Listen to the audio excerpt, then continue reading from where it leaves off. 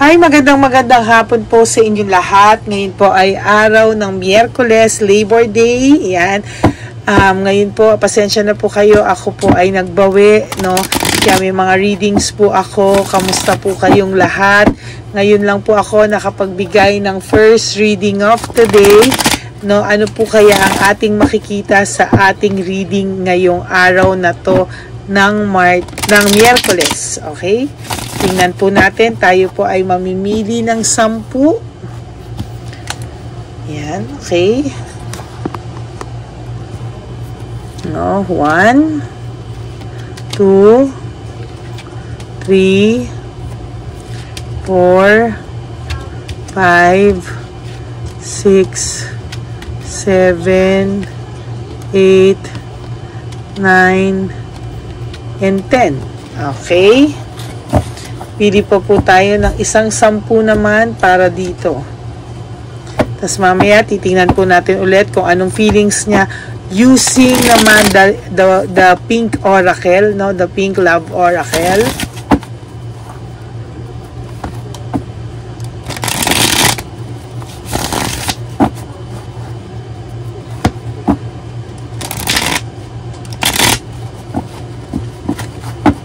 Okay.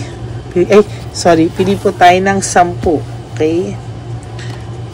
So, that's 1, 2, 3, 4, 5, 6, 7, 8, 9, and 10. Okay, sorry.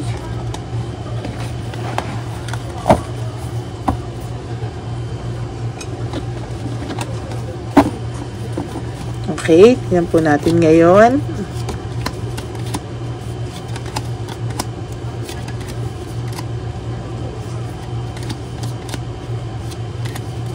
Isipin niyo po na kayo po ang aking hinuhulaan, no?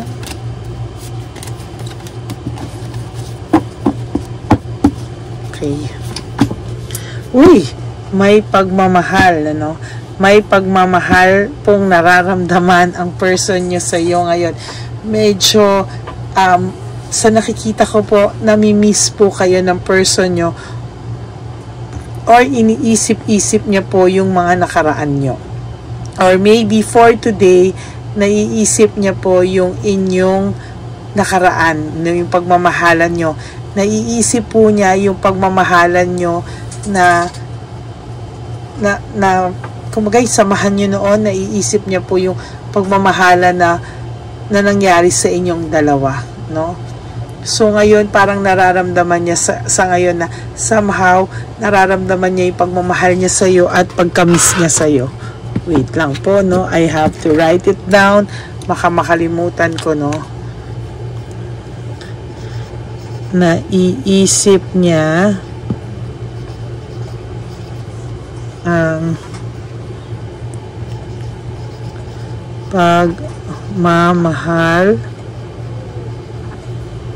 pagmamahalan at namimiss ka niya ngayon. Bakit ganito to? Namimiss ka niya ngayon. Bakit ganito to? Ayaw. Yan. Somehow nakikita ko pa naman. No, somehow nakikita ko yung pagkamis niya sa'yo, no, naiisip niya po yung pagmamahalan at namimiss ka niya. Naiisip niya yung pagmamahalan yung dalawa nung araw at namimiss ka niya ngayon. Meron po siyang naramdamang fulfillment at may peace of mind siya during the time na masaya kayo. Naiisip niya na during na magkasama kayo, parang tahimik lang yung buhay, masaya, although may pag-aaway kayo, pero somehow you manage to fix it and move on with your life. Yung emotions niya, to tell you honestly, yung emotions niya ngayon ay medyo mabigat because he misses you a lot. Right at this very moment, namimiss ka ng person na ito and hindi niya ma-explain Bakit? For some of you, maybe mental telepathy nyo, or maybe some of you, naiisip nyo siya, kaya naiisip ka niya ngayon, or somehow, no, parang, miss na miss ka niya sa mga oras na to, na para siyang mababaliw sa kakaisip sa'yo, pero wala siyang magawa, dahil hindi naman kayo nag-uusap, or, kung for some of you na nag-uusap man kayo, hindi naman din ganon, hindi ganon kalaki yung pag-uusap nyo, or kadalas yung pag-uusap nyo. So for some of you, maybe wala nga kayong communication at all, kaya po kim-kim po yung pagka-miss niya sa'yo. Somehow there's loss of inner voice, parang sumuko rin siya sa kanyang sariling damdamin na sinasabi niya, let it go, let it be. If namimiss ka niya, edi namimiss ka niya. Parang wala po siyang maisip na madahilan pa sa sarili niya, because naiisip ka po talaga nitong person mo, and at this very moment, namimiss ka po niya talaga. Lalo na ngayon na nakikita niya or nababalitaan niya na you are okay with your life, nakabangon ka na kahit papano, ang dami mong blessings, or pinapakita mo maybe na masaya ka na, or may nagbabalita sa kanya na masaya ka na, kaya somehow lalo po siyang nalulungkot. Because somehow nalulungkot po siya knowing na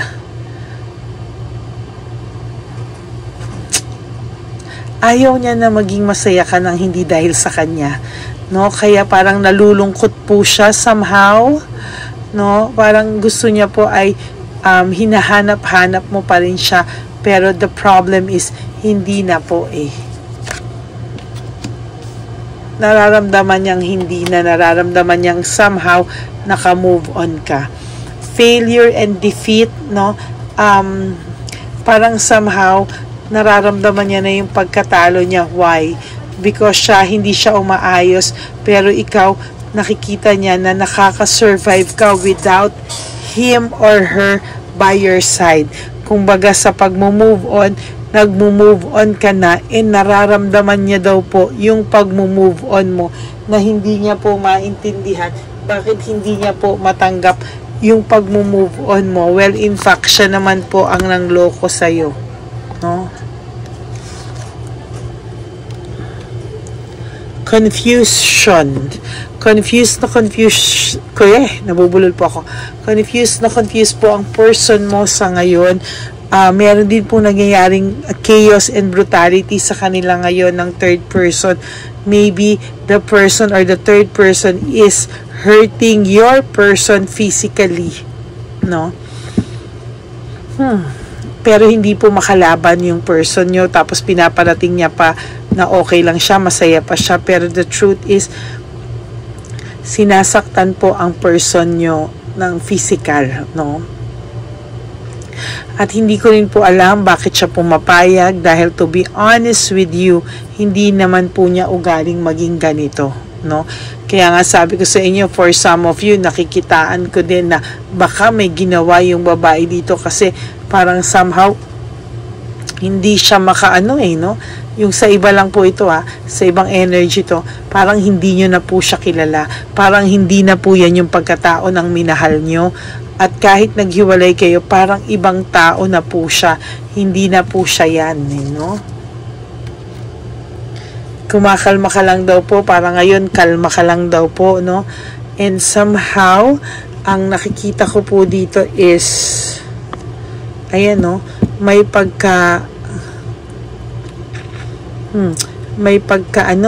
pagkakalma akong nakikita sa'yo, na somehow napagod ka na rin umasa, napagod ka rin sa sitwasyon nyo, and nahihirapan po siyang makita at malaman at mabalitaan na kalmado ka na lang ngayon, no? Hindi ka na rin po naghahabol sa kanya, parang hinayaan mo na lang po siya, although namimiss mo pa rin tong person na to at times, no? Or for some of you, sinusuklam nyo na po siya, pero may mga nakakarating po talaga sa kanya na you are doing great, you are doing good, no? So somehow he is really affected, he or she is really affected po dito sa mga nangyayaring ito. Parang nawawalan siya ng motivation sa buhay, lack of passion sa kanyang mga ginagawa, because feeling po niya nawawalan siya ng gana na you are starting to be okay without him, no? No, so sa nakikita niyang ganon, para pong nalulungkot siya, naiisip niya tuloy yung pagmamahalang pinagsamahan niyo o yung pagmamahalan niyo nung nakaraan, tapos namimiss ka niya ngayon.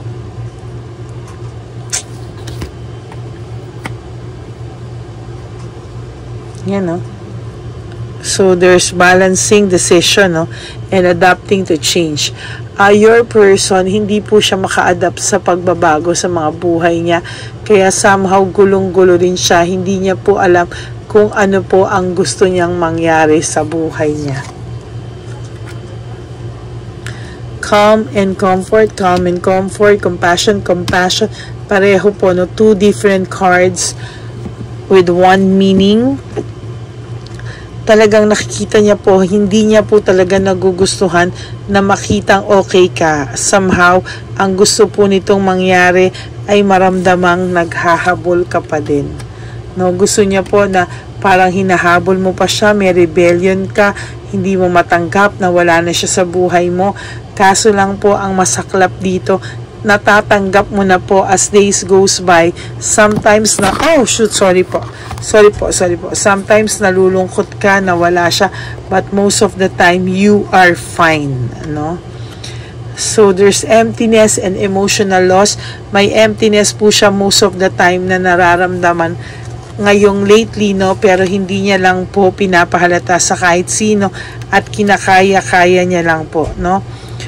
Gusto niya sanang makipag-communicate sa'yo, gusto niya sanang magkaroon kayo ng pag-uusap, pero hindi niya po alam where to start, hindi niya po alam paano sisimulan, at ayaw na po niya pang malaman pa ngayon kung paano po ikaw, kung paano po siya lalapit sa iyo, paano magiging rason niya. Naguguluhan po siya sa mga bagay-bagay dahil alam niya po na nasobra ka po niyang nasaktan, wala pong kapatawaran yung nagawa niya sa iyo. Too much heartache, too much heartbreak, suffering and grief yung ginawa niya po sa iyo, is sobra-sobra po to the point na nahihirapan po talaga siya, no? Disconnectedness, meaning disconnected kayo, no communication at all. For some of you, merong minimal contact, pero sobrang minimal na lang, na halos wala na, no? Kaya kung ako sa inyo, wag nyo na muna po itong kausapin. Let him think ano ang gusto niya sa buhay para hindi po kayo masaktan at all. Dinadivert na lang po niya muna ang kanyang pakiramdam, yung pagkamiss niya sa iyo sa ibang bagay. Maybe this person naghanap ng ibang hobby, naglalaro sa cellphone, nagkakaroon siya ng ibang hobby, no? Ibang gustong gawin, dinadivert niya po, no? Para po hindi niya maisip yung kawalan mo sa buhay niya.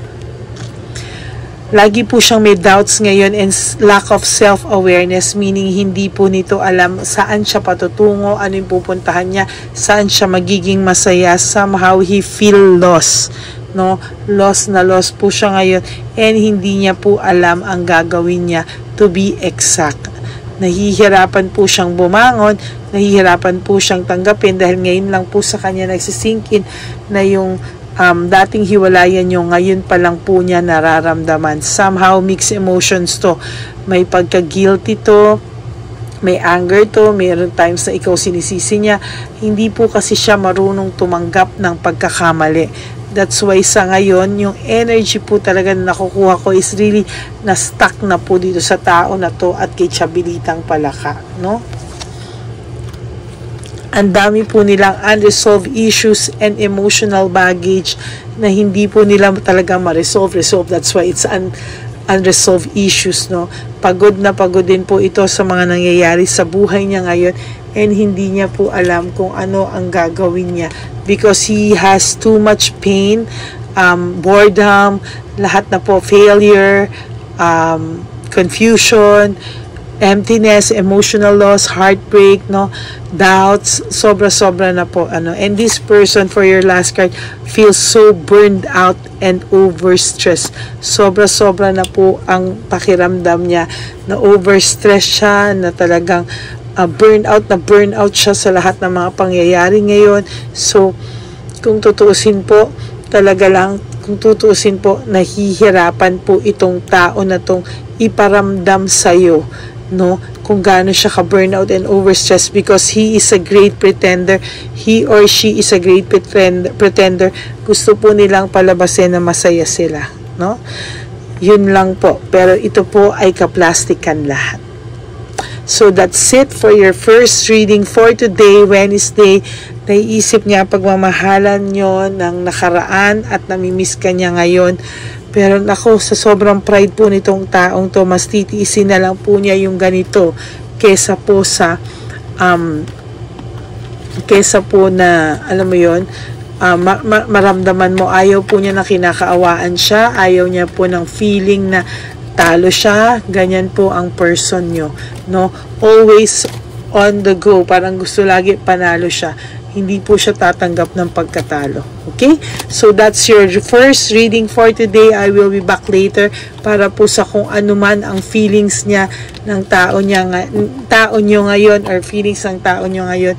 So, we will be back. I will be back for later.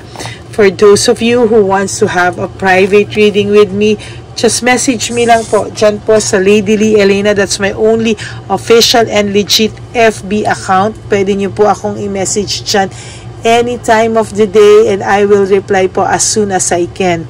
Hindi man po ako makareply agad-agad, but I promise to answer you whenever it's possible. Okay? So maraming salamat po sa inyo. I love you all from the bottom of my heart. To all my Lady Elena friends, family, and subscribers, I am grateful to all of you for all the support and love and care.